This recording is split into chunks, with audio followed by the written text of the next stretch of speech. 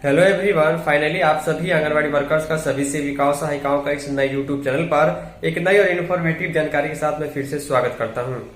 आप सभी को अच्छे तरीके से मालूम है कि आंगनवाड़ी केंद्र पर हर एक सुविधा मिले, चाहे वो बिजली की हो, पानी की हो, खेलने की सुविधा हो या फिर शौचालय की सुविधा हो। सरकार का प्रयास रहता है, लेकिन ये प्रयास जमीनी स्तर पर देखने को नहीं मिल रहा है। कटिहार जिले से रिपोर्ट जारी हुई है, जहां पर अधिकारियों का कहना है कि लगभग 58% जिले में ऐसे केंद्र है जो किराए के मकान में या भवनहीन है, कैसे भी मैनेज करके चलाया जा रहा है। रिपोर्ट ये कहती है कि कई केंद्र बिना सुविधा के भवनहीन इस तरीके से और झोपड़ी के मकान में चल रहे हैं, चाहे वो गर्मी हो या बरसात हो।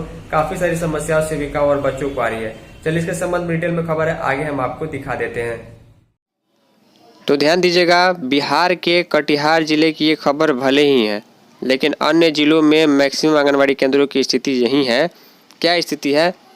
शीर्षक ये है कि आंगनवाड़ी की ज़मीनी हकीकत, 58% केंद्र भवनहीन है, उनके पास अपना भवन ही नहीं है और झोपड़ियों में इस प्रकार के बिल्डिंग में या फिर ये कहें कि कच्चे मकान में कैसे भी केंद्र को चलाया जा रहा है। अब पूरी खबर क्या है, चलिए हम आपको डिटेल में बताते हैं। देखिए, कटिहार की खबर है और खबर में शीर्षक तो आपने देख लिया।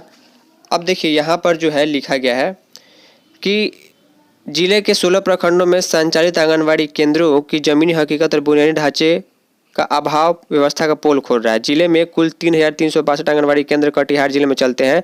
इसमें से 58% केंद्र यानी 1900 से अधिक केंद्र पूरी तरीके से भवनहीन है। इसके अलावा जो है किराए के मकान पर निर्भर है और कई केंद्र जो है, अच्छी बात यह है कि वो अस्थायी सरकारी भवनों में चल रहे हैं। कई केंद्र स्कूलों में चलाया जा रहा है। स्कूलों में शिफ्ट करने का जो आदेश आया था पिछले 3 वर्षों से आज तक पूरा नहीं हो पाया है। जब शुरू में आया था तो ऐसा लग रहा था कि 2 महीने 3 महीने के अंदर सारे केंद्र शिफ्ट हो जाएंगे, लेकिन आज तक वो भी शिफ्ट नहीं हुआ है। लिखा गया है कि किस प्रखंड में कितने केंद्र हैं और कितने किराए की स्थिति में चल रहे हैं। कुल मिलाकर बात यह है कि स्थिति काफ़ी दयनीय है। सेविका भी मजबूर है, क्योंकि जहां अगर शहरी क्षेत्र में या किसी अच्छे जगह पर किराया लेने जाएंगे तो किराए का पैसा मिलता जल्दी नहीं है, समय से काफ़ी कम मिलता है, काफ़ी झंझट होता है। तो उसमें जो है सेविका मजबूर है कि कैसे भी उसको केंद्र चलाना है। अब सरकार ये कहती है कि जहाँ भी केंद्र चलेगा वहाँ पर अच्छी सुविधा होनी चाहिए, लेकिन आप सभी को अच्छे तरीके से मालूम है कि शहरी क्षेत्र में 2,000 रुपये में, 2,500 रुपये में अच्छी सुविधा वाला केंद्र भवन नहीं मिलता, जिसमें शौचालय और पेयजल सबकी सुविधा हो। तो इसलिए यहाँ पर फूस और झोपड़ी के मकान में किसी प्रकार केंद्र चल रहा है, क्योंकि यहाँ पर प्रताड़ित सेविका है।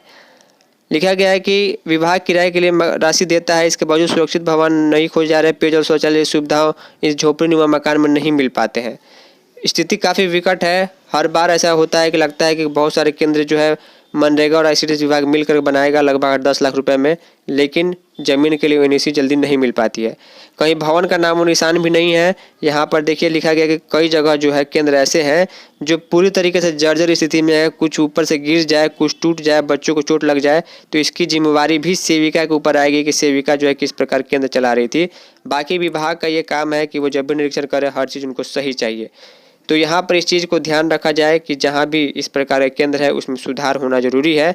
अब देखिए, जो यहाँ की डीपीओ है कटिहार जिले की कुमारी पूर्णिमा कहती हैं कि भवनहीन आंगनवाड़ी केंद्रों का संचालन सुरक्षित किराए के मकान में करना है।